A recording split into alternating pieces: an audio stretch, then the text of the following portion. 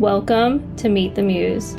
Today we're diving into the intriguing parallels between two powerful women in history and fiction.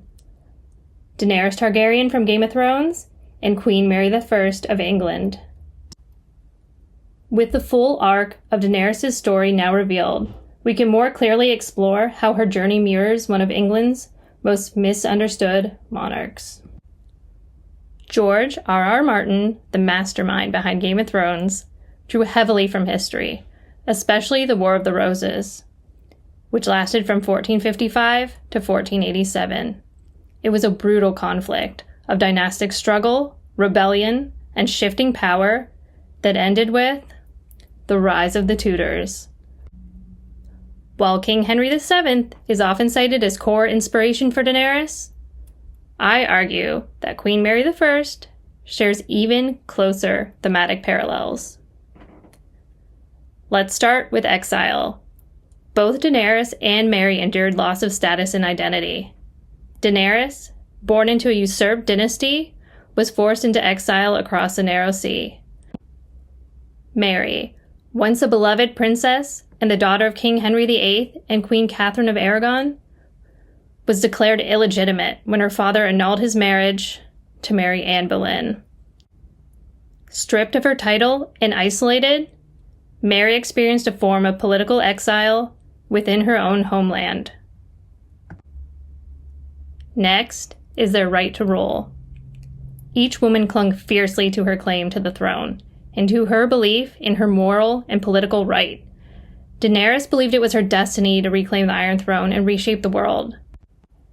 Mary refused to recognize her demotion or the annulment of her parents' marriage, holding fast to her identity as heir and to her Catholic faith, even under Protestant pressure from her brother, Edward VI.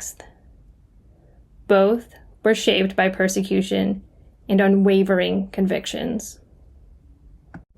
Their next parallel: familial betrayal and tragic love. Both women had to navigate the emotional legacy of madness and power. Daenerys was the daughter of the infamous Mad King, Ares II.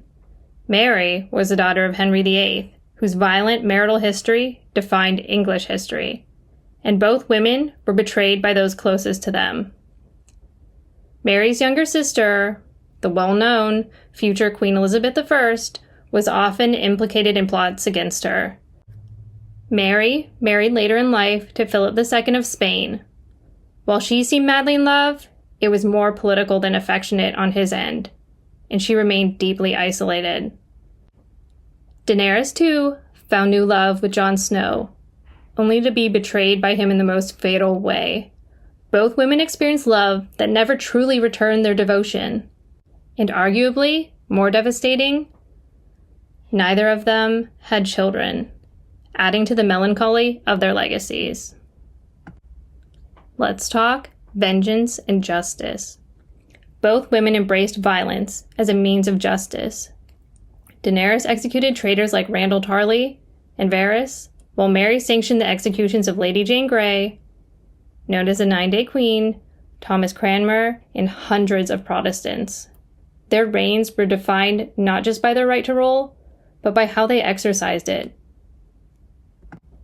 Both women were products of ruthless worlds, but the public remembers their brutality more than their resilience. Mary is remembered not for being England's first female ruler, but for the nickname Bloody Mary.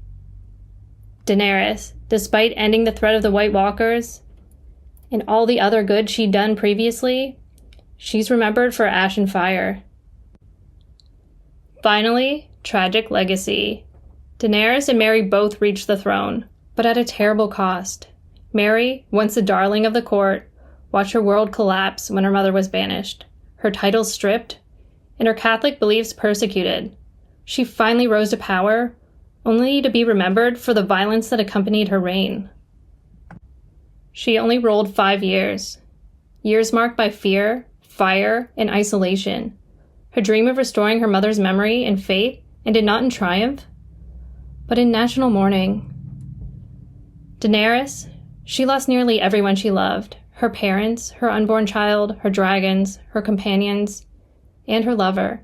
And when she finally took King's Landing, it was not as a liberator, but as a conqueror who burned her own people. Her final moment was not glory, but betrayal. Mary could have been remembered as a trailblazing queen, the first woman to rule England in her own right.